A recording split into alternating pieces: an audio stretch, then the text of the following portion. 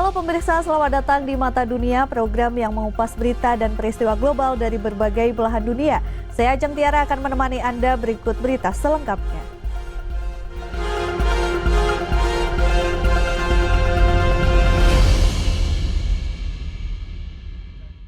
Kita ke informasi yang pertama, pemirsa. Saat pemerintahan pertamanya, Donald Trump memberlakukan tarif terhadap impor dari Tiongkok dan sempat mengkaji ulang fasilitas impor Indonesia lewat skema Generalized System of Preference atau GSP. Bagaimana potensi hubungan Amerika Serikat-Indonesia di bawah pemerintahan keduanya selama 4 tahun ke depan? Berikut selengkapnya. Pidato Donald Trump saat inaugurasinya sebagai Presiden ke-47 Amerika Serikat lebih mengangkat isu-isu domestik. Tapi menurut perwakilan Indonesia yang ikut menyaksikan pelantikan dari kompleks Gedung Capitol, terlihat adanya potensi mendekatkan Indonesia dengan Amerika. Banyak hal-hal yang tadi disampaikan oleh Presiden Trump itu sebenarnya juga kita kurang lebih aspirasinya ke sana. Contohnya adalah ketahanan energi, ketahanan pangan begitu ya, dan juga bagaimana upaya untuk terus memperkuat Amerika. Indonesia juga terus ingin memperkuat Indonesia gitu ya. Juga hubungan yang baik antara Presiden Trump dengan Presiden Prabowo itu menjadi modal untuk kerjasama kita. Sebelumnya, Amerika Serikat di bawah Joe Biden dan Indonesia di bawah Joko Widodo telah meningkatkan hubungan kemitraan strategis komprehensif. Hubungan selanjutnya antara pemerintahan Trump dengan pemerintahan Prabowo masih sulit ditebak. It's very hard to make predictions because Trump is mercurial and transactional, and Indonesia has never been a place that has really been on his radar other than, I think, a building project in Jakarta that his name is or was attached to. Tapi dari pilihan Menlunya, analis bisa memproyeksikan pemerintahan kedua Trump bakal tetap keras terhadap Tiongkok seperti pemerintahan pertamanya dulu dan juga pemerintahan Biden. He's appointed some China hawks, if you will, people who believe that a hardline policy towards China is appropriate. Marco Rubio, the new Secretary of State, is one of those. So that might put Indonesia in a difficult position since it has not been willing to join the anti-China bandwagon. So to the extent that the United States tries to pressure Indonesia to move in that direction, that could lead to some conflict. Selama menjadi senator, Marco Rubio dikenal sangat kritis terhadap Tiongkok, baik terkait perlakuannya terhadap minoritas Uighur di dalam negeri maupun sepak terjangnya di kawasan Indo-Pasifik. Terkait Tiongkok dan Indonesia, Rubio pada 2023 meminta pemerintahan Biden menyelidiki kemitraan produsen otomotif Amerika Serikat Ford dengan PT Vale Indonesia dan perusahaan Tiongkok Zhejiang Huayu. Rubio juga selama ini kritis terhadap BRICS, kumpulan negara-negara yang diprakarsai Tiongkok dengan Rusia, di mana Indonesia kini menjadi salah satu anggota. I don't know how this is all going to turn out, but it does seem to me that we are at what could become a very delicate moment, depending upon what Trump does and does not do. The more difficult it becomes for Indonesia to deal with Trump, obviously, the more likely they are going to turn toward China. Russia perhaps less so, but certainly toward China. Sebelum inaugurasinya, Trump telah mengancam sanksi tarif kepada anggota BRICS bila organisasi ini merealisasi wacana beralih dari penggunaan dolar Amerika. Ancaman yang diulang saat penandatanganan sejumlah impres pertamanya. Put at least a 100% tariff on the business they do with the United States. You know what the BRICS is, right? You guys know. Dari Washington DC, Yuni Salim, Rio Tuasikal, dan tim VOA. Ya, kekhawatiran akan perang dan instabilitas membuat sebagian warga Amerika Serikat menempuh jalur ekstrim membeli bunker tahan bom yang juga dirancang untuk tahan dampak serangan nuklir. Tapi efektivitas produk seperti ini bila pun mahal dipertanyakan para ahli. Tak jauh dari kota Dallas, negara bagian Texas, pekerja sebuah pabrik disibukkan dengan pembuatan sebuah produk unik. This is the largest bomb shelter factory in the world. It's on a 10-acre piece of property in a 72,000 square foot building, and we are covered wall-to-wall on underground bomb shelters. Ron Hubbard adalah CEO dari Atlas Survival Shelters, produsen bunker atau ruangan bawah tanah tahan bom yang disebut bahkan tahan serangan nuklir. Most people surveyed believe that there will be a World War III one day and it will be very catastrophic and that these shelters will have great value at that time. Menurutnya penjualan bunker tahan nuklir melonjak menyusul pandemi COVID, perang Rusia dengan Ukraina, serta perang Israel-Hamas di Gaza. People are uneasy and they want a safe place to put their family. And they have this attitude that it's better to have it and not need it than to need it and not have it. Remember what to do, friends. Saat puncak Perang Dingin tahun 1950-an, banyak video menyarankan orang berlindung ke bawah meja begitu ada serangan nuklir. Penelitian sesudahnya menunjukkan strategi ini hanya efektif untuk jarak tertentu dari pusat ledakan.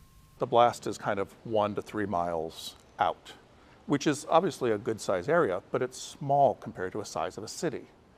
And so there's all these people who have not been affected by the blast at all, who really need to be thinking about how to protect themselves from the radioactive fallout. Menurut ahli nuklir dari Lawrence Livermore National Laboratory, tak perlu ruang bawah tanah khusus untuk berlindung bila pusat ledakan cukup jauh. It doesn't have to be fancy. Almost any non-residential building in the U.S. is going to work. Think about your supermarket. Think about all the shelves of stuff. That's protection. Laku kerasnya bunker anti serangan nuklir membuat cemas pejabat dan ahli bencana karena bukan hanya tak efektif tapi mengalihkan perhatian dari akar permasalahan, yaitu non-proliferasi senjata nuklir. Underground bunkers, if we ever get to a point where there's all-out nuclear war, aren't going to protect people. And instead, we ought to be investing our resources and our energy trying to talk about a freeze initially, and then finding ways to engage countries that possess nuclear weapons. Menurut perkiraan Blue Wave Consulting, penjualan bunker di Amerika Serikat bakal meningkat sekitar 28% pada tahun 2030. Bunker kecil satu ruangan bisa diperoleh dengan harga puluhan ribu dolar atau ratusan juta rupiah.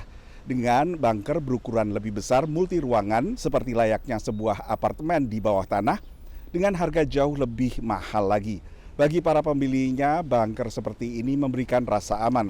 Tapi bagi para kritikus, rasa aman ini hanyalah rasa aman semu saja. Dari Washington DC, saya Nova Purwadi dan tim VOA. Informasi berita lainnya akan kami sajikan usai jeda berikut ini. Tetap saksikan Mata Dunia.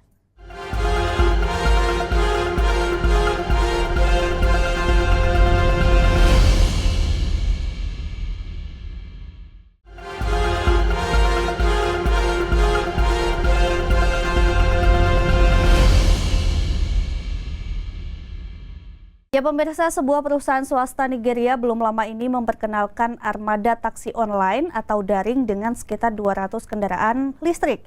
Menurut perusahaan itu, armada taksi mobil listrik ini merupakan langkah menuju masa depan yang lebih ramah lingkungan. Chidi Eka mengawasi operasi di cabang Abuja dari Enviable Transport, sebuah perusahaan yang mengoperasikan kendaraan listrik atau EV. Perusahaannya telah meluncurkan mobil listrik untuk digunakan di Abuja dan kota-kota lainnya. Menurut Chidi, inisiatif perintis ini bertujuan meningkatkan transportasi perkotaan sekaligus mengatasi masalah iklim. By introducing electric vehicles that will not emit carbon gases and the rest of them, we are ensuring that we are contributing to our social responsibility towards helping to reduce the level of pollution in the environment. Meski ada kekhawatiran yang menghambat adopsi mobil listrik di Nigeria, terutama kekhawatiran tentang jarak tempuh yang terbatas, petugas pemberangkatan Enviable Transport ini mengatakan jarak tempuh 400 km mobil listrik yang terisi penuh sudah cukup untuk sebagian besar perjalanan. Ia memperkirakan adanya lonjakan popularitas kendaraan listrik dalam beberapa tahun ke depan di kalangan warga Nigeria. We are in a very technological paced generation where people are quite curious to find alternatives to the already known means of life they are living. Saat Nigeria mengatasi hambatan infrastruktur terkait operasi EV seperti membangun stasiun pengisian daya, adopsi mobil listrik mendapatkan momentum. Sebagian didorong oleh keunggulan kendaraan listrik seperti berkurangnya emisi dan polusi udara.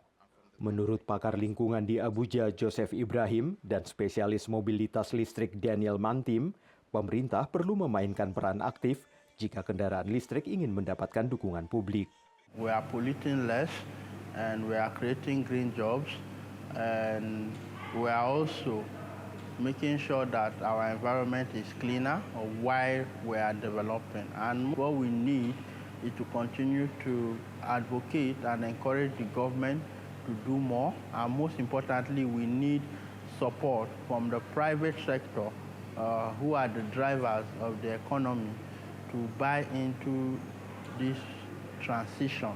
Government policies will go a long way to incentivize people who want to go into e-mobility, those who want to assemble these cars, those who want to import them, those who even want to buy.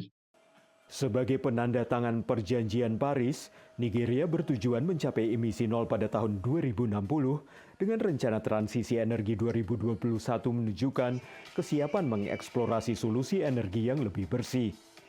Dan saat Nigeria melangkah menuju mobilitas listrik, solusi inovatif dan kebijakan strategis sangat penting untuk membuka potensi penuh kendaraan listrik dalam membentuk masa depan yang berkelanjutan. Dari Arlington, Virginia, saya Helmi Yohanes dan tim VOA. Seniman dan pekerja kreatif lainnya di Amerika Serikat mengatakan karya mereka telah digunakan untuk membangun industri AI generatif bernilai miliaran dolar tanpa kompensasi apapun. Namun keadaan itu bisa berubah dengan usulan undang-undang di Amerika Serikat yang akan memaksa perusahaan kecerdasan buatan atau AI untuk mengungkapkan sumber mereka. Pekerja kreatif Carla Ortiz mendesain tokoh dan adegan untuk industri film dan TV. Here's some of the stuff I did for Black Panther. Carla disukai oleh klien karena keahlian dan gayanya yang khas. Ia terkejut saat mengetahui bahwa perusahaan generator gambar AI ternama dilatih menggunakan karya seninya dan sekarang sedang mensimulasikannya. It's really egregious, especially because this is now like an overnight industry that's like billions of dollars competing in our own markets. Banyak sistem AI generatif dilatih menggunakan sejumlah besar teks dan gambar yang dikumpulkan dari internet tanpa izin atau sepengetahuan pemegang hak cipta. Ortiz adalah salah satu dari banyak pembuat konten dan pemegang hak cipta yang menantang praktik ini dalam serangkaian tuntutan hukum terhadap perusahaan AI. Perusahaan AI berpendapat bahwa mengambil data yang tersedia untuk umum dari internet adalah sah berdasarkan ketentuan penggunaan wajar atau fair use dalam Undang-Undang Hak Cipta AS. Di tengah proses hukum ini, Kongres AS sedang mempertimbangkan untuk mewajibkan perusahaan-perusahaan AI untuk mengungkapkan sumber dari setiap konten yang mereka gunakan. RUU tersebut dipandang sebagai langkah pertama menuju pemberian kompensasi kepada pemilik konten. Similar to proposals put forward in the EU, my bill mandates transparency from companies by requiring they disclose a summary of copyrighted works used to train AI systems, ensuring creators are informed and have the tools to advocate for credit or compensation where it's due. Undang-undang didukung luas kelompok industri kreatif dan serikat pekerja yang mengadvokasi perizinan konten pelatihan AI. Profesor Hukum Stanford Mark Lamley mewakili 2 perusahaan AI dalam beberapa tuntutan hukum baru-baru ini. Dia mengatakan kompensasi adalah tujuan yang ideal, namun secara ekonomi tidak memungkinkan. Take as an example Stability AI, which I represent, they train on 2 billion images in the Lion database. The whole company is worth $2 billion. Even if you said, we're going to take half the money of the whole company and say, we're going to attribute that to artists and we're going to give the people whose images were trained on money to compensate them for this, everybody gets 50 cents. Namun, undang-undang pengungkapan data penting karena alasan-alasan di luar kompensasi semata, kata pakar hukum teknologi James Grimmelman. I think it's just good for the development of AI to be more careful about the record keeping involved, knowing what data sets are being used, where they came from, who is checking them for accuracy and quality. A disclosure rule can help force higher standards of quality throughout the industry.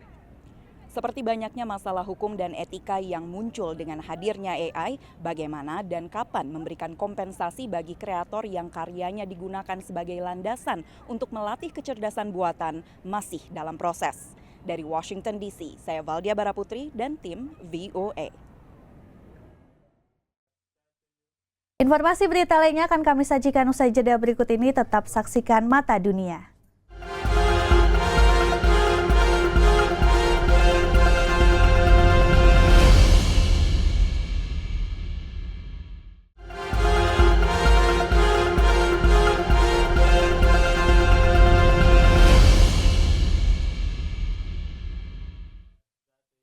Terima kasih Anda masih bersama kami di Mata Dunia. Pemirsa, ikan kalengan yang dulu sering dianggap remeh di Amerika Serikat belakangan menjadi populer di antara konsumen yang sadar gizi dan sadar lingkungan, dan juga mereka mencari santapan yang mudah disiapkan. Mengapa bisa terjadi perubahan begitu signifikan dalam hanya beberapa tahun? Selengkapnya untuk Anda.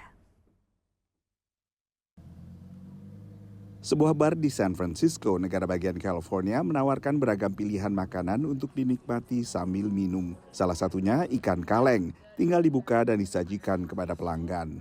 We are operating as a bar without a kitchen license, so one of the great easy solutions to that conundrum is definitely the tinned fish idea. This is a concept that's been around in Europe for hundreds of years, but is really new here in the U.S. Definitely here in the U.S., we've always had this idea that tinned fish is not an elegant food, and a lot of that is because what we were getting here in the supermarkets was kind of just smelly, not super great quality, not being fished sustainably, which are all really important things. Tapi belakangan ikan kaleng menjadi tren baru yang ikut dipopulerkan media sosial, khususnya TikTok. Banyak warga Amerika selama terkungkung dalam rumah saat darurat pandemi juga mencari ide baru untuk memanfaatkan isi dapur. I think the trend is here to stay, and I think the more and more people discover it and realize how much variety is out there, it's just getting stronger and stronger. And even more so, there are more domestic producers coming up now as well. And so I think that's a sign that the cultural shift is happening and it's going to be here to stay for a while.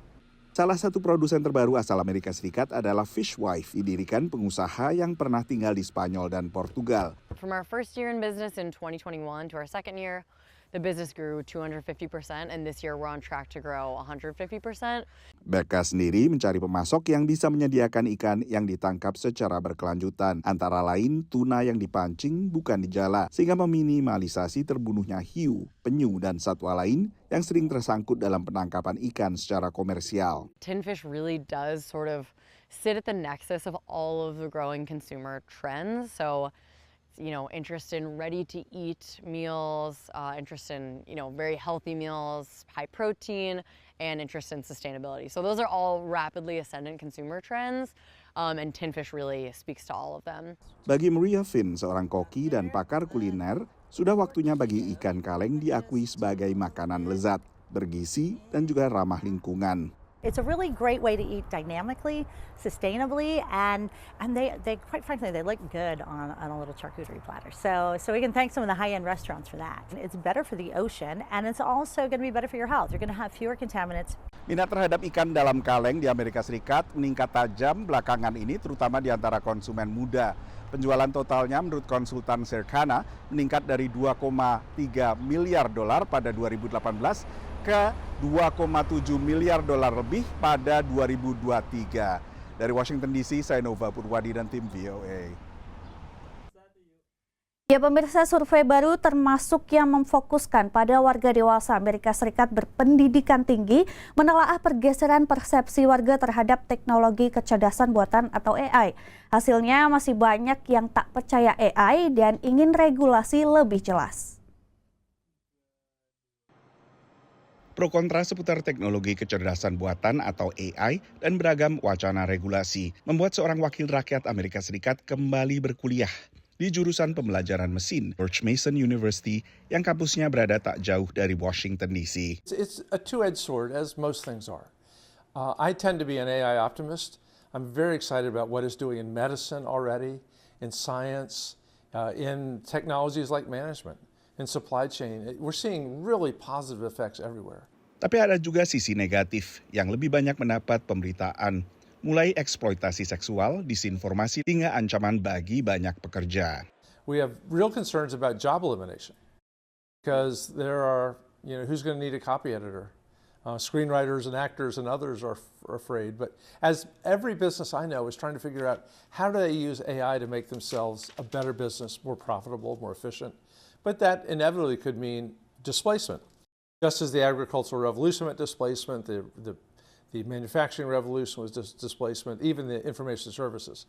Berbeda dari Uni Eropa yang menerbitkan undang-undang AI pada Maret, kelompok lintas partai di Kongres AS yang tengah mengkaji perundangan AI tak ingin restriksi terlalu ketat yang bisa mengekang inovasi. Minimnya regulasi terhadap AI juga menjadi sumber keresahan bagi banyak warga Amerika Serikat. Dan ini tercermin dalam sebuah survei baru-baru ini oleh The Stevens Institute of Technology di New Jersey. Mayoritas warga Amerika merasa bahwa AI tak cukup diregulasi. Dan terjadi peningkatan sekitar 25% dari responden yang merasa demikian dibandingkan survei yang sama pada 2021. Meski demikian, sekitar 52% responden dari kelompok yang sama tetap menilai teknologi kecerdasan buatan generatif ada manfaatnya. I think Americans' perception about the usefulness of AI versus the risk, part of it might be from firsthand experience now. I would imagine most Americans have probably had a chance to try it due to the wide access of tools like ChatGPT, and might be finding that it's actually having an impact, saving them time, allowing them to perform day-to-day tasks more efficiently, like composing emails and things like that. Dalam survei Stevens Institute, warga Amerika menilai individu, pemerintah, dan dunia usaha adalah yang paling susah dipercaya untuk memanfaatkan AI secara bertanggung jawab. Everyone as a consumer is kind of feeling the fatigue associated of having all of our data harvested, used to kind of track our activities as consumers. And that feeds into our belief that AI is being misused, perhaps to improve and enhance those capabilities, track us and predict our purchasing decisions. Responden umumnya lebih mempercayai militer, layanan kesehatan, dan perguruan tinggi. Dari Washington DC, Nova Purwadi dan tim VOA. Ya, semaglutid beberapa tahun ini digunakan sebagai obat mengatasi obesitas yang diedarkan dengan merek Wegovy dan Ozempic. Selain juga obat lain yang dipasarkan sebagai Zepbound dan Mounjaro. Obat yang tadinya obat diabetes ini kini ternyata melonjak penggunaannya di antara remaja dan warga muda Amerika Serikat. Banyak yang belum pasti dari penggunaan beragam obat resep dokter untuk mengatasi obesitas. The clinical trials studied these medications in people who have obesity or overweight with at least one weight-related complication, but we're seeing the Wild West right now of people taking these medications, people in whom they have not been studied. Lebih dari 3 juta resep dokter untuk obat-obat terbaru ini dikeluarkan setiap bulannya di Amerika. Menurut data terkini dari perusahaan teknologi kesehatan IQVIA, satu perkembangan di luar ekspektasi adalah lonjakan penggunaan obat-obat ini di antara warga muda dan remaja. Little has been known about the use of GLP-1 receptor agonist medications like Wegovy or Ozempic in younger patients. And what we found was that there was a 594% increase in the GLP-1RA medication dispensing between 2020 and 2023 among adolescents and young adults in the U.S. Menurut pantauan IQVIA, selama 2023, obat seperti ini digunakan oleh 162.000 lebih pasien usia 18 hingga 25 tahun dan hampir 31.000 pasien usia 12 hingga 17 tahun. When it all started, I was 17 years old and my primary care doctor had recommended that I go to Dr. Jack for weight management because I was struggling with my weight for a while. Berat badan remaja asal Chattanooga, negara bagian Tennessee ini berkurang hampir 50 kg dalam 9 bulan.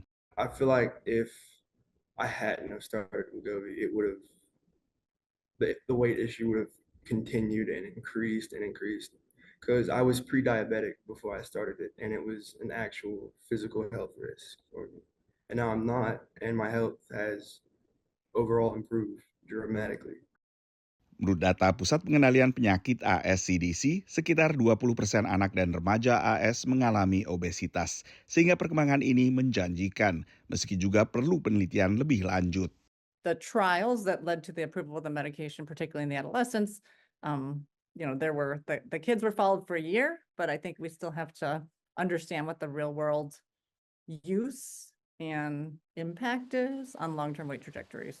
Pada awal 2023, sebuah organisasi dokter anak Amerika, yaitu American Academy for Pediatrics, merekomendasikan penggunaan obat-obatan anti-obesitas terbaru untuk mengatasi obesitas pada anak bila sang pasien anak tidak bisa menurunkan berat badan dengan cara-cara konvensional.